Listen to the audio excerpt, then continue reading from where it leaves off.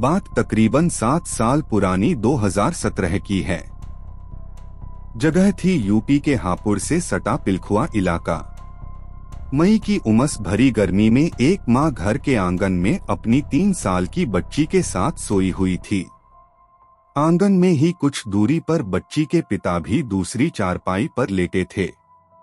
रात के 11 से 12 बजे के आसपास मां की आंख खुली तो देखा बच्ची उनके पास नहीं है। हड़बड़ाकर उसने पति को जगाया और बच्ची की तलाश होने लगी।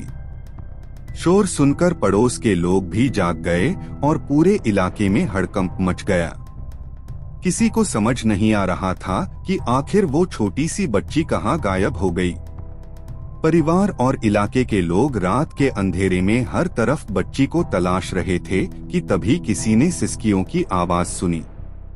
पहुंचकर देखा तो एक सुनसान जगह पर वही बच्ची बेसुध हालत में पड़ी थी। तुरंत पुलिस को खबर दी गई और बच्ची को अस्पताल पहुंचाया गया। अस्पताल में डॉक्टरों ने बताया कि बच्ची के साथ रेप किया गया है। यही नहीं, रेप के बाद उसकी हत्या की कोशिश भी की गई। आखिर कौन था वो हैवान जिसने अपनी हवस में अंधा होकर मासूम की सिसकियों को भी नहीं सुना। पुलिस के पास मामले में कोई सुराग नहीं था। अज्ञात के खिलाफ केस दर्ज हुआ और पुलिस मामले की तफ्तीश में जुट गई। इलाके के लोगों से पूछताछ चल रही थी।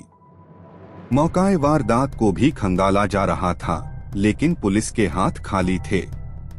बच्ची की उम्र महज 3 साल थी, इसलिए वो भी कुछ बताने की स्थिति में नहीं थी। पुलिस के सामने ये एक ब्लाइंड केस था। इसी दौरान पिलखुआ में तैनात सब इंस्पेक्टर प्रीति गर्ग को केस की जांच सौंपी गई। एसआई प्रीति ने पीड़ित बच्ची को ही केस की अहम कड़ी बनाया।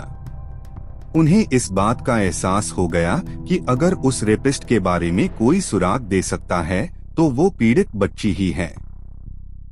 एसआई प्रीति बच्ची से लगातार मिलती रहीं, उससे बात करती रहीं, ताकि उसके मन में बैठा डर निकल जाए। जब उन्हें लगा कि बच्ची उनके साथ पूरी तरह से घुल मिल गई है, तो प्रीति ने उससे धीरे धीरे घटना के बारे में जानना शुरू किया। एसआई प्रीति ने बच्ची से बातों बातों में उस दरिंदे का हुलिया पूछना शुरू किया। उसका कद कैसा था, लंबा या नाटा?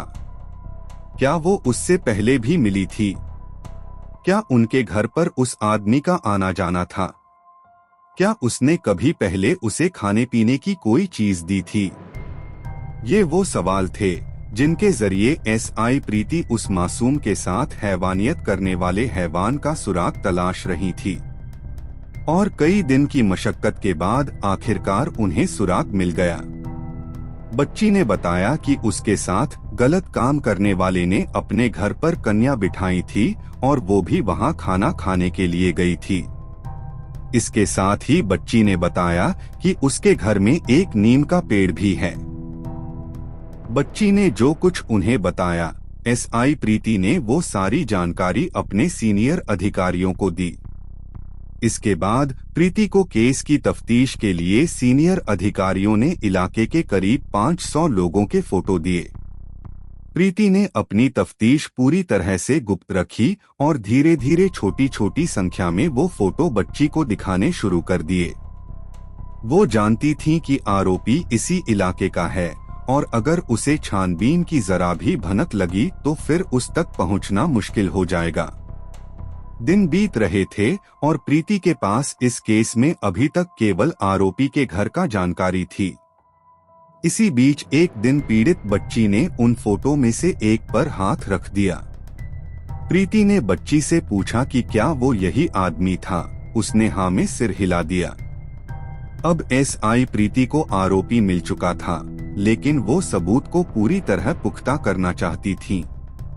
उन्होंने 2 से 4 दिन बाद उस फोटो को 10 से 12 दूसरे फोटो के बीच मिलाकर फिर से बच्ची को दिखाया।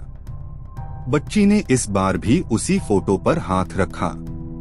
प्रीति ने इसकी जानकारी सीनियर अधिकारियों को दी और आरोपी की गिरफ्तारी के लिए टीमें बना दी गईं। दूसरी तरफ आरोपी बेफिक्र था, क्योंकि उसे लगता था कि 3 साल की मासूम बच्ची उसके बारे में कोई सुराग नहीं दे पाएगी। अगले ही दिन एसआई प्रीति ने आरोपी को उसके घर से धर दबोचा। आरोपी लॉ का छात्र था।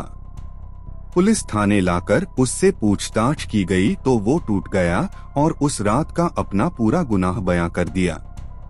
पुलिस पूछताछ में आरोपी ने बताया कि घटना वाली रात वो शराब के नशे में था।